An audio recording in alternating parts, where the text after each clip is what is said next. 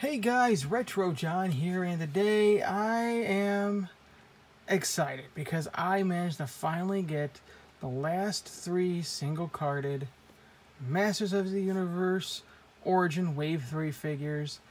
That's right, that means I have Roboto, I have Merman, and I have Zodak all ready to show you for review. And we're going to start things off with Roboto here. So, the thing with the Masters of the Universe Origin figures is they're not going by any real set like order as far as, you know,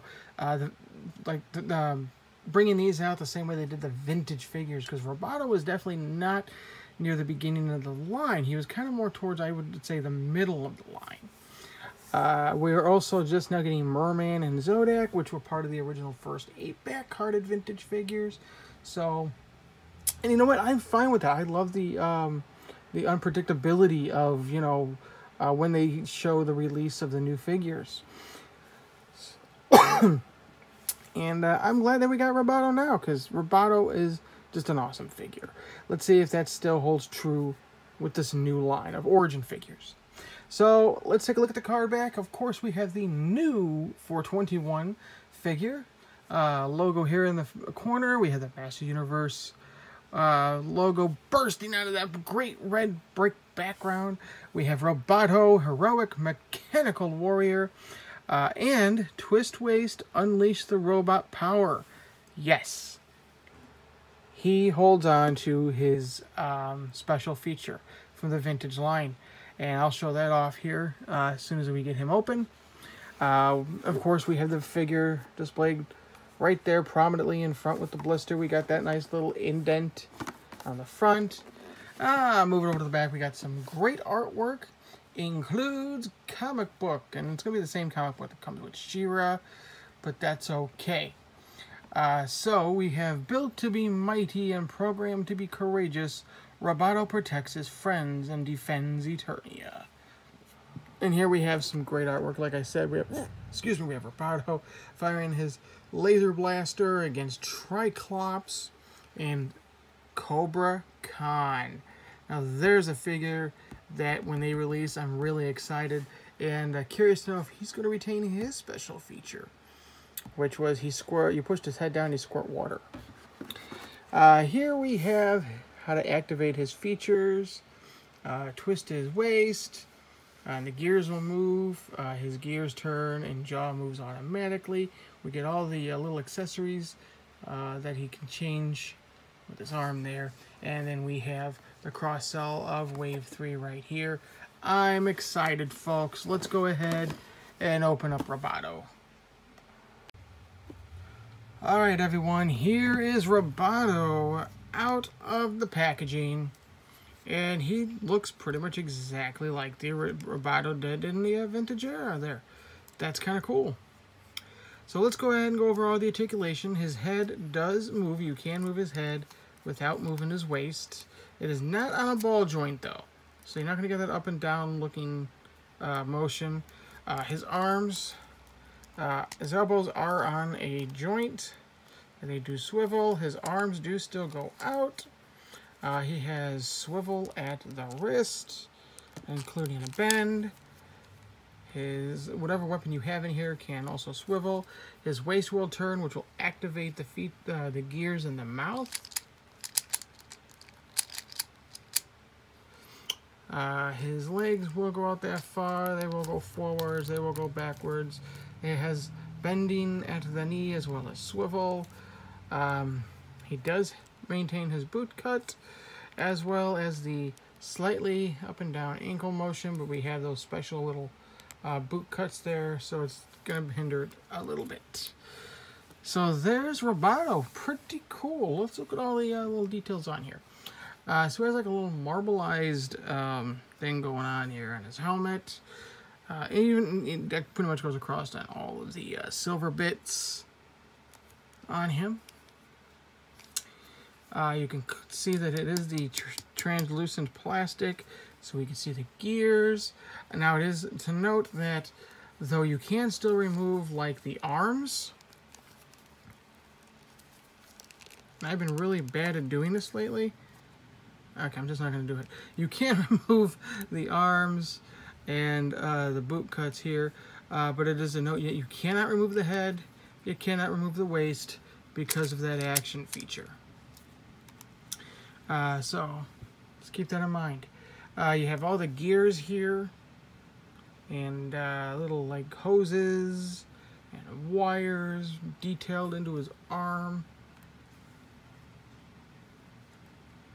That's really cool. I could definitely see somebody going in there and maybe painting those. So his hand does have that little funkiness appearance to it, like some of the others. I also have a weird thing going on here with the plastic on his hand. I don't know if that's by design, because it does have, it looks like it has like a little strap that kind of goes around. So I don't know if that's by design or not, but it still kind of looks weird. We got the nice silvers and the reds, the vintage figure. All this would turn purple over time, even the silver on the boots. So then we have on the back, you can see more innards. Now the vintage figure had a couple of other gears in the back here that were colored. So when you turned it, you could see them. I mean, you can still see the workings and all that. But it's just really weird not to see that on this one. Not sure if they just forgot to put them on there. They decided to save a couple bucks and leave that part out. So there we go. Now, of course, he does come with some accessories. He does come with a mini comic, which is the same mini comic that came with She-Ra. And you'll notice that he does come in package with his axe. This can be removed to be replaced with his other accessories. We have a claw, hand accessory, and we have a laser gun accessory. And what you do is, if you have trap jaw, you're kind of familiar with this already. Just pop that off. Look how easy that pops off. And you can pop on one of the others, like so. If you don't want the gun, you can take the gun off and you can plug in the claw there. This is the one that I like to actually have on there, honestly. I think the other ones are more for battle. Plus, if you have the claw, what I used to do with my vintage is I take the gun and, well, he can't do it with this one. I can't, yeah, there we go. You can actually hold his gun. So that's kind of neat. Actually, can you hold the axe too? No. And yeah, overall, I really dig this figure. I like it. I think he fits really well in with these Origin figures. I'm glad we got him a little earlier in the line, because, I don't know, I like Roboto. He's really cool. And he's just one of those out there characters. He definitely pays tribute to the sci-fi aspect of the Masters of the Universe. Because Masters of the Universe is always about sci-fi and fantasy elements, and he's definitely the sci-fi. And yeah. So, and in the little mini comic, spoiler alert here, he is built by Man-at-Arms. It's pretty cool. Roboto is part of the new Wave 3 Masters of the Universe Origin figures. They are hitting targets right now. Yes, Walmart does not have the exclusive rights to Masters of the Universe Origins anymore. So whether these will be hitting Walmart stores as well, I don't know. I would imagine they would be after Walmart eventually gets Wave 2, which we still haven't seen. But yeah, he is showing up at Targets. The price is still the same. They're about $15 a figure. And I went in there this morning and they had all 4 of them. Not even on the peg yet.